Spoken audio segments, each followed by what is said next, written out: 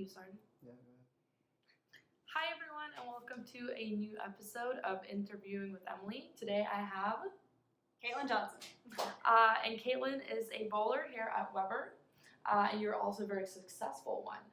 Sort of. So, do you want to tell me a bit about the things you've accomplished, amongst others, Team USA, US Open, Queens?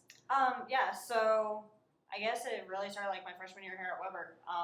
We made an ITC show, and we ended up coming up runner-up. And after that, I bowled my first Queens. I ended up missing cut by just a pin, but still competed very well. And then that summer, I also made Junior Team USA for the first time. And then a couple weeks after that, I bowled the Women's US Open, so against the best bowlers in the world, and ended up placing 12th, which was like really awesome. I mean, I was going into my sophomore year of college, so it was really cool just being that young and just trying to get experience, and then realizing that I can actually compete with the best in the world, so that was really cool. And then I ended up getting Player of the Year the next year in college. Competed really well the whole season, so that was really nice. And then ended up going to Worlds with Team USA, and we got gold in team, so that was absolutely amazing. That's really exciting. Like standing, thank you.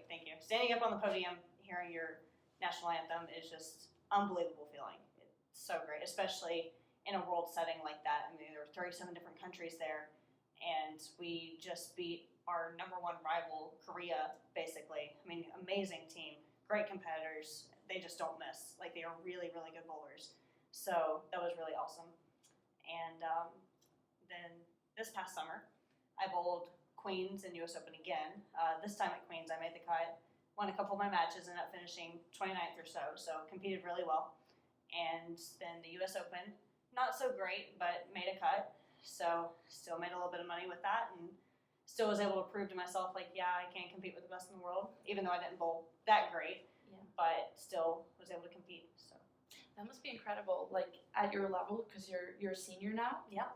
But we still got 6 more months to go before the season is over.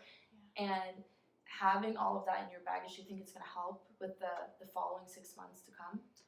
Yes, a little bit. I think a lot more of the work that I've done the past couple months, as far as just prepping myself with a team, working on a lot of different things physically, working on a lot of different things with equipment. I've made a lot of changes the past 3 months alone, so I would like to say I'm a completely different bowler. My mindset's had to change a little bit, so still working on that, but I mean, I have high hopes for this year. Do you think that bowling in a team environment has shaped you as an individual bowler? Most definitely. And like I said, it wasn't until after my freshman year of college here that I actually started bowling well, like competitively. So definitely being in a team atmosphere, I mean, it pushed me to be a better person, pushed me to be a better bowler. I worked hard in high school, but not in comparison to what I do now. So it definitely motivated me to become a completely different person, and I'm really thankful for it. That's really impressive. So what's your favorite team experience, except for the gold? Because I can assume that must be the absolute best. Yes, definitely. Getting to travel to the Dominican Republic this last summer with Team USA, that was really cool. But honestly, traveling with this team, with the Weber team, it's so much fun. I absolutely love doing it. Getting on the bus, 3 a.m., I mean, yes, it sucks, but being in the airport with the team and traveling with them, it's amazing. As far as like on the lanes, my favorite collegiate experience would have to be at Hoosier this past year.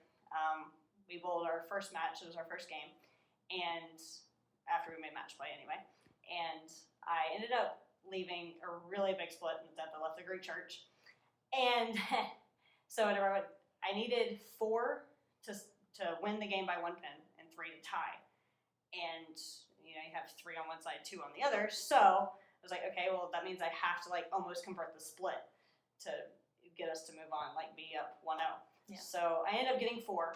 And like, honestly, that was my favorite collegiate experience. As bad as the shot was, the first shot, I still love the feeling of like, wow, like I made that shot under pressure, won the game by 1, even though like the first shot wasn't that good.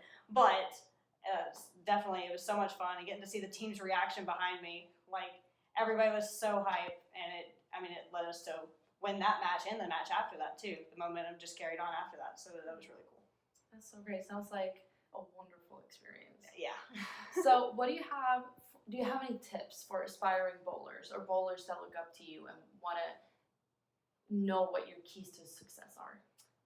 Yeah, definitely like working hard at all times and just keeping the bigger picture in mind. So focusing on like what your goals are and how you want to get there. That's probably the biggest thing. And just be you. I mean, if you're not you, then you're trying to be someone else and it never works out good. So yeah, I take tips from other people, but at the end of the day, you're you. So definitely be you. Yeah, that sounds like great tips. Thank you for coming. Yeah, definitely. Thank you for having me. And I'll see you next week. Bye.